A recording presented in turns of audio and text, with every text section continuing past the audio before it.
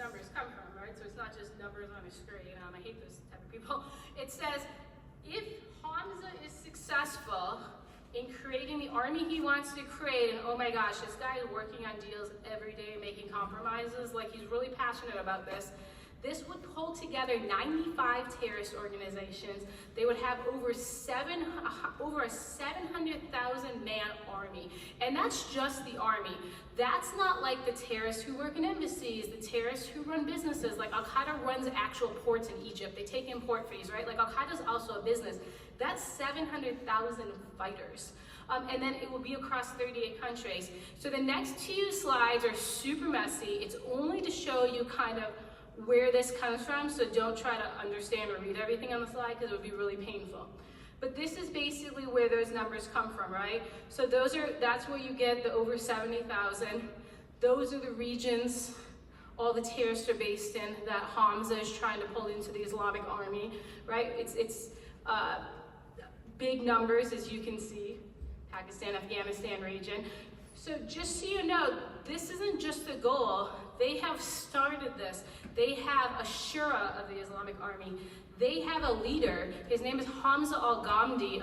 You probably will hear from him soon. Hamza al-Ghamdi is also the terrorist who's the mastermind of Al-Qaeda's upcoming plot on the U.S. Embassy in Mogadishu, Somalia.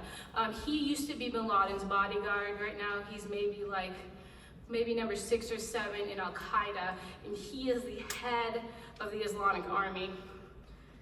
Then the next one's even messier. So this is all the terrorist leaders that Hamza bin Laden has convinced right now to join the Islamic army. And you'll see there's ISIS members on it. Again, it's so messy, don't even waste your time on it. But there's ISIS on it, there's Taliban on it, there's Haqqani on it, there's terrorist groups from Pakistan on it, terrorist groups from Africa on it. So it's not like he's just saying, oh, it'd be great to make this army.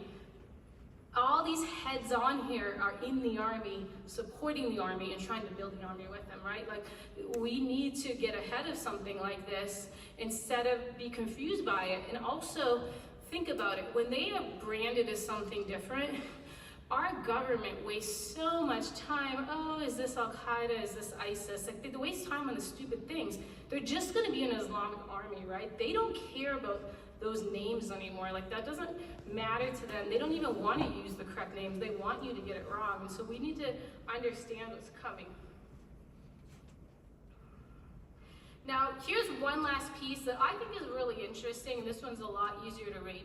So, when Hamza basically started to put the Islamic army together, the key components are the ones across the middle. What we call the Kandahari Taliban, I really hate that term, but this was made by a European, so I'm stuck with it. That's Mullah Omar's Taliban, okay? And then the Haqqani network, that's Jalaluddin Haqqani and Sirajuddin Haqqani's network, right? Al-Qaeda Core, that's that senior leadership, like the top 20 of Al-Qaeda.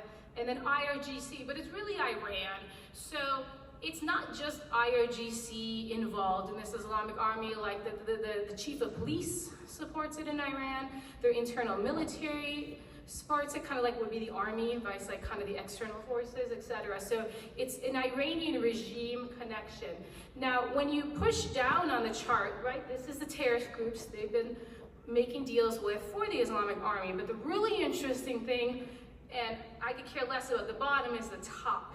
The top is who they're using to fund, arm, and put the army together. So if you look, right, they go through the Taliban Qatar office on the left. If you don't know, the US government is the one who established the Taliban Qatar office in 2013, and we pay $10 million a month in US tax dollars to keep it running. So they established this office for the Taliban in 2013 when they were blowing up US soldiers on the battlefield in Afghanistan. The US government did that.